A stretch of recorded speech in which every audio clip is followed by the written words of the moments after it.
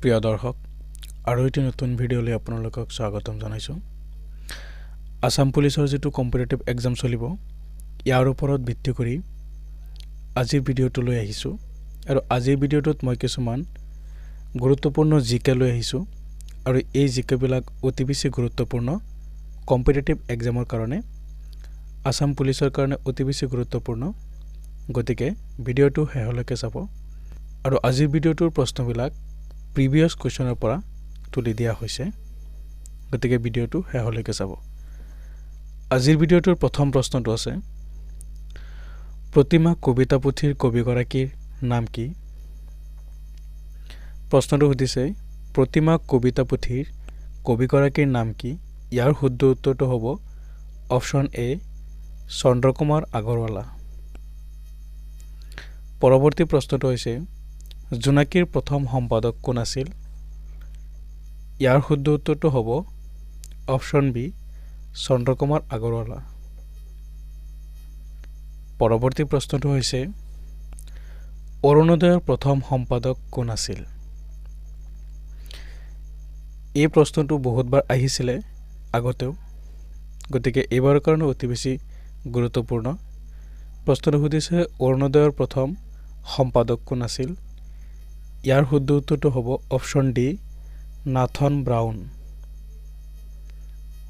4 number প্ৰশ্নটো হৈছে হস্তিবিদ্যানব গ্ৰন্থৰ ৰচক কোন? ইয়াৰ শুদ্ধ উত্তৰটো হ'ব অপশ্যন ডি সুকুমাৰ বৰকাইত।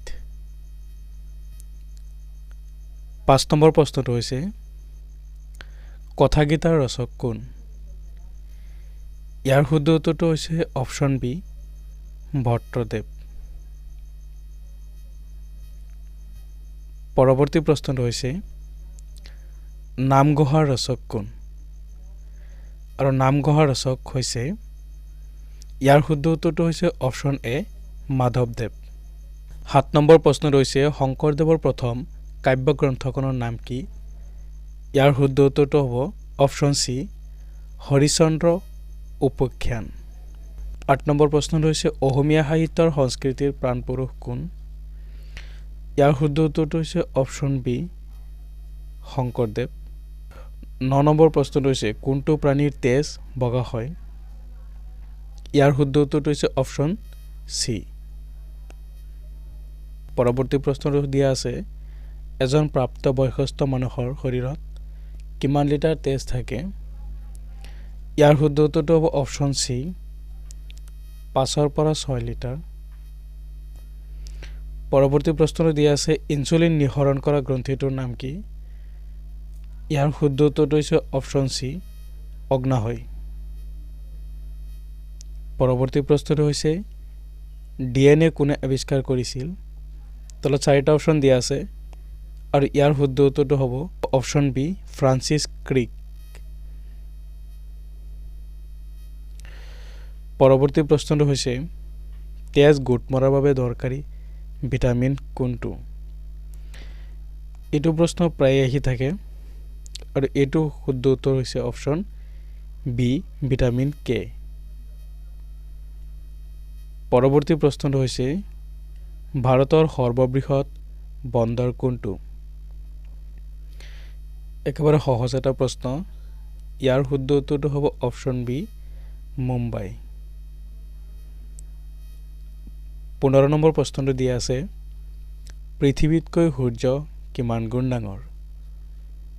তলত 4টা অপশ্যন দিয়া আছে।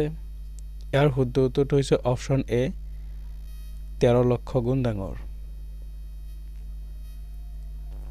16 নম্বৰ প্ৰশ্নটো হৈছে চীনৰ ৰাজধানীৰ নাম কি? ইয়াৰ শুদ্ধ উত্তৰটো হ'ব অপশ্যন বি বেইজিং। পৰৱৰ্তী প্ৰশ্নটো দিয়া আছে কোনটো প্ৰাণীক সাপে কামুৰিলেও মৰি নাযায়? আৰু ইয়াৰ শুদ্ধ উত্তৰটো হৈছে অপশ্যন চি ঘোঁৰা। 18 নম্বৰ প্ৰশ্নটো হৈছে পৃথিৱীৰ আটাইতকৈ ডাঙৰ দেশখনৰ নাম কি?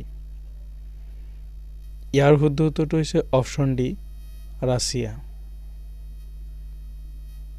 পৰৱৰ্তী প্ৰশ্নটো হৈছে পৃথিৱীৰ আটাইতকৈ সৰু দেশখনৰ নাম কি? ইয়াৰ শুদ্ধ উত্তৰটো হ'ব অপশ্যন এ ভেটিকান চিটি।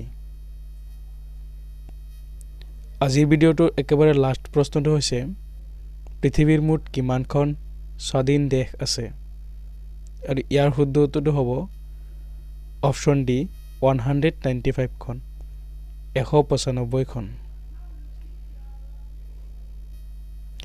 প্ৰিয় দৰ্শক আজিৰ ভিডিঅ'টো এইখিনিলৈকে আছিলে আশা কৰোঁ ভিডিঅ'টো ভাল লাগিছে ভিডিঅ'টো ভাল লাগিলে লাইক কৰিব কমেণ্ট কৰিব আৰু মোৰ চেনেলত নতুন হৈ থাকিলে চেনেলটো ছাবস্ক্ৰাইব কৰি থব